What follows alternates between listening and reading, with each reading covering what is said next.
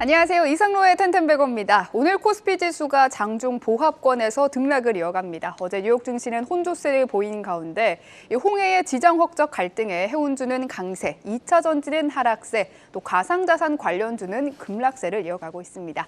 오늘장 전략원의 이상로 파트너와 찾아보겠습니다. 어서 오세요. 네. 반갑습니다. 네, 반갑습니다. 첫 번째 체크 포인트는 역시나 해운주입니다. 네. 새해 들어서 지정학적 갈등이 불거지면서 해운 관련주가 한 주에 한 번씩은 꼭 네. 이렇게 튀는 모습이 나오는데요.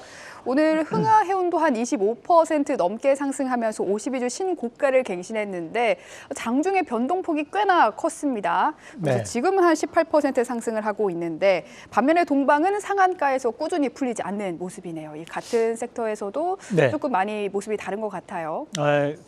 우리가 이제 먼저 구분을 하셔야 되는 것이 우리 많은 시청자분들이 오해할 수 있는 것이 홍해하고 호르무즈 해협이 같은 곳에 붙어 있다고 생각하실 수 있습니다. 그런데 호르무즈 해협 같은 경우에는 우리가 홍해 같은 경우에는 연결되는 곳이 이제 수에즈 운하와 연결되면서 이집트로 올라가는 길을 얘기하는 거고, 여기 홍해 관련된 부분이 이제 최근에 많이 나오는 것이 후티 반군이라든지 예멘 관련된 이슈가 많이 나오면 이 홍해 쪽에 대한 불확실성이 커진다는 거고, 우리가 호르무즈 해협 같은 경우에는 유가와 관련 있는 해협입니다. 우리가 이란과 사우디 사이에 있는 좁은 해협을 얘기하는 것을 우리가 호르무즈 해협이라고 하는데, 여기도 마찬가지로 불확실성은 현재 커지고 있는 상황들입니다.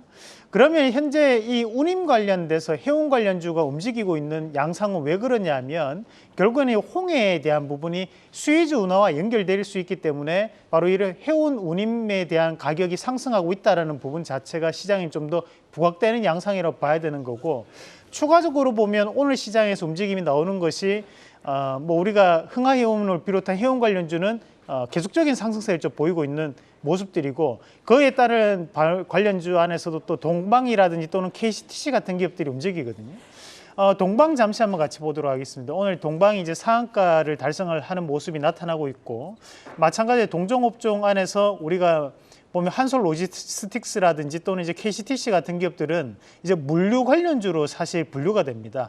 물류 센터라든지 또는 이제 국내 물류를 운송하는 데에 대한 관련된 기업이라고 보시면 되는데, 이런 기업들은 이제 우리가 2차적인 움직임이라고 봐야겠죠. 그러면 이제 해운 운임이 상승을 하고 난 다음에 그러면 그의 상승했던 운임에 대한 부분 자체가 국내로 들어오면서 국내에 대한 운송 운임 자체도 상승할 수 있다라는 겁니다. 그런 부분 자체가 오늘 시장에서 미리 선반영되고 있는 과정이라고 보셔야 되는데, 흥하해운이 장중에 흔들림이 나타난다고 하더라도 일단은 해운 관련된 기업들이 이제 대장주에 대한 역할을 하는 거고, 그 뒤에 후발주자로 뭐 동방이라든지 이런 물류센터 관련주들도 함께 움직임이다라는 부분으로 해석을 하시면서 일단은 뭐 대장주에 대한 부분을 본다면 우리가 우선 해운 관련주를 다시 한번 눈여겨보신 전략이 필요하다는 말씀까지 함께 드리겠습니다. 네, 좋습니다.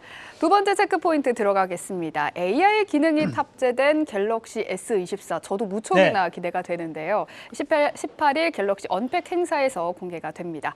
오늘 그 영향으로 관련주가 강세인데요. 연말부터 참 강했던 AI 관련주가 이번 행사로 핵심 테마로 이어갈지 아니면 또 재료 소멸로 좀 끝이 날지 좀 궁금합니다. AI 폰이 만약 갤럭시 AI 폰이잖아요. 네네. 잘 되면 20대, 30대들이 과연 많이 쓸까요? 저는 좀 궁금하더라고요, 개인적으로. 왜 많이 쓸 것 같아요? 많이. 아직 할부가 안 끝났어요. 네. 제가 뭐 이렇게 우리 고미정 앵커한테 한번 물어본 이유가 이 AI 폰에 대한 성과 자체가 실질적으로 이제 판매량에 영향을 미칠지가 아직까지는 사실 미지수라고 봐야 되거든요. 왜냐하면 이제 우리가 이 AI 폰이 지금 현재 나오는 부분 자체가 그전에도 우리가 작년 같은 경우에 샤오미 14 프로가 이 AI 폰이었습니다. 하지만 이제 큰 영향력은 주지 않았었던 부분이 있고, 대신에 이제 삼성은 거기에 좀 더 기능을 붙여서 통역 폰에 대한 부분으로 지금 AI 폰을 출시를 하는 부분인데, 이제 문제는 이 퀄컴 스냅드래곤 그 3세대를 도입했다고 하는데, 그걸로 인해서 우리가 과연 이제 딥러닝까지도 가능하냐라는 부분도 상당히 중요한 부분이 좀 될 수 있습니다. 그래서 지금까지는 우리가 기대감에 대한 부분으로 해석을 해줄 필요가 있다라고 저는 보고 있는 입장인데, 대신에 이런 기대감 자체에서 우리가 봐야 되는 것이 두 가지 분야가 될 수 있습니다. 하나는 이제 온 디바이스 AI, 말 그대로 이제 팹리스 관련된 기업들이 하나에 대한 큰 축에 해당하는 부분이고, 또 한 가지는 바로 생성의 AI 시장이 앞으로도 확장될 수 있다라는 여지거든요. 그러면 오늘 시장에서도 이 두 가지가 함께 움직임이 나타나고 있는데, 우선 제주 반도체부터 보도록 하겠습니다.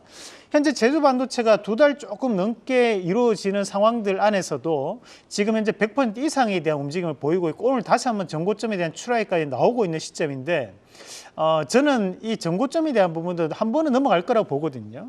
그래서 우리가 보유하고 있는 분들 입장에서 좀 더 수익을 극대화시키는 전략이 필요하고, 마찬가지로 이 제주 반도체 조금 부담된다 하시는 분들은 그 하방에 있는 종목군들이 오브 반도체라든지 또는 이제 오픈 엣지 테크놀로지 같은 기업들이 함께 동조하는 움직임들이 나타날 수 있습니다. 그러면서 이제 삼성 디자인 하우스 관련된 기업들, 가온칩스라는 AD 테크놀로지에 대한 움직임도 함께 보셔야 되는 것이 한 축, 그리고 다른 한 축이 바로 생성의 AI거든요.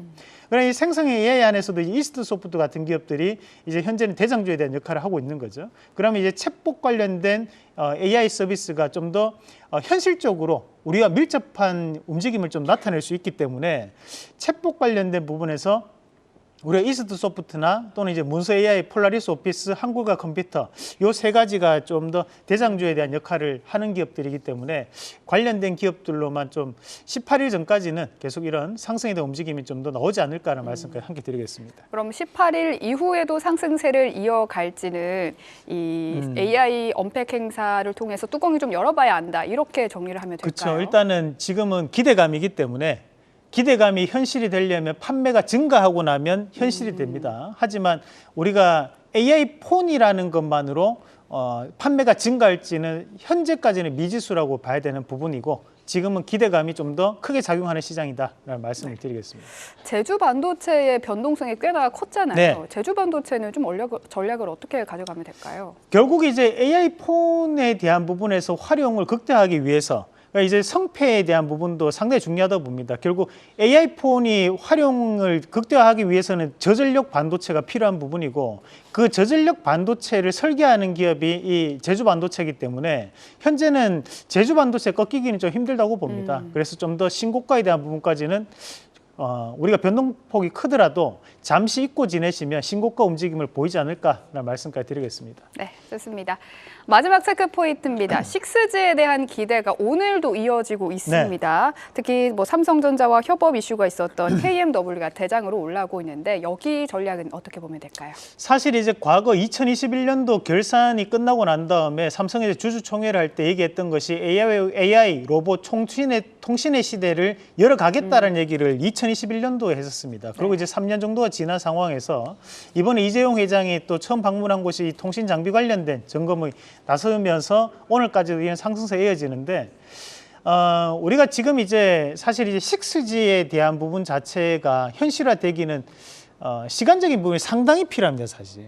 뭐 우리나라 기술료는 어렵다고 봐야 되는 거고, 다만 이제 우리가 이런 통신 장비주들은 낙폭과대도 그만큼 컸었기 때문에 그에 따른 이제 반발 매수세가 유입되고 있는 과정으로 좀 볼 필요가 있다고 보는데, 우선 시장에서 좀 이슈가 되는 기업들 몇 가지 좀 짚어본다면 이제 서진 시스템 한번 같이 보도록 하겠습니다. 서진 시스템 같은 경우에는 통신 장비뿐만이 아니라 현재는 2차 전지 검사 장비에 대한 부분도 함께 부각되면서 주가에 대한 변화를 나타내고 있는 상황이기 때문에 최근에 기관 매수가 좀 더 붙어 있다고 보거든요. 그러면 이제 이 통신 장비 안에서 조금 안정되는 부분을 좀 찾는다면 이 서진 시스템 같은 기업들, 그리고 우리가 이런 중계기, 안테나, 뭐 기지국 관련된 기업을 본다면 에이스테크하고 KMW 정도는 반드시 알고 계신 전략으로 말씀드리겠습니다. 네, 오늘 살펴볼 관련주는 인터넷 은행 관련주입니다. 왜 선택하셨을까요? 뭐 토스뱅크에 대한 상장 이슈가 있기 때문에 우리가 이제 미리 좀 준비를 해야 되는 상황이라고 봅니다. 그러면 이제 이런 뭐 인터넷 뱅크에 대한 부분이 상장이 되면 관련된 기업들도 같이 오르는 흐름들이 많이 나오거든요. 그러면 인터넷 뱅킹 관련된, 인터넷 은행 관련된 기업들 한번 체크를 해본다면, 우선은 이제 우리나라에 크게 세 군데 인터넷 은행이 있습니다. 뭐 토스뱅크, 카카오뱅크, 그리고 K뱅크, 그죠? 그러니까 K뱅크에 대한 지분을 일부 보유하고 있는 기업이 NH투자증권입니다. 그래서 이런 부분이 좀 이슈가 될 수 있고, 우리가 이제 카카오뱅크 그리고 카카오뱅크에 대한 지분을 또 보유하고 있는 기업이 또 카카오이기 때문에 이런 것도 또 중요한 역할을 할 수 있다고 보고 최근에 이제 카카오도 좋은 수익을 좀 거두고 있는 자리죠.